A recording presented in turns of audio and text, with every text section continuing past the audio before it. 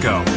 Installation instructions of the electronic water pump for 1.8T 2.0T engine.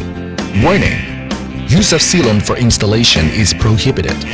Disassembly and reassembly are prohibited.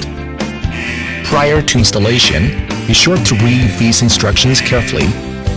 The warranty does not cover any water pump damage or failure resulting from improper operation. 1. Installation preparation. 1. Wait for the engine to cool down to ambient temperature before installation. 2. Check compatibility between the new thermostat and the vehicle model through the following steps. 1. Clear fault codes before installing a new thermostat, water pump. 2.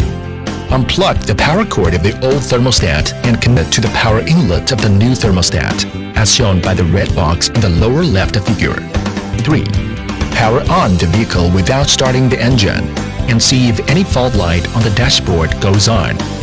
4. If no fault light is on, the new thermostat is compatible with the model, and the water pump can be used. 2. Installation steps. 1. Empty the coolant on the car.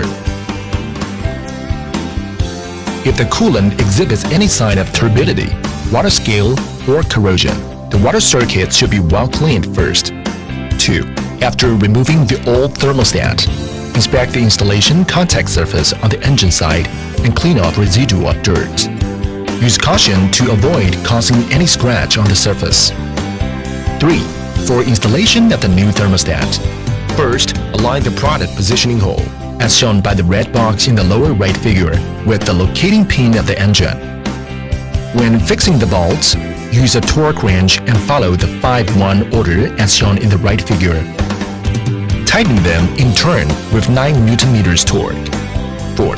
Install the bolts, different pipe connectors, and a power cord in the same sequence as removal. Ensure complete installation. 3.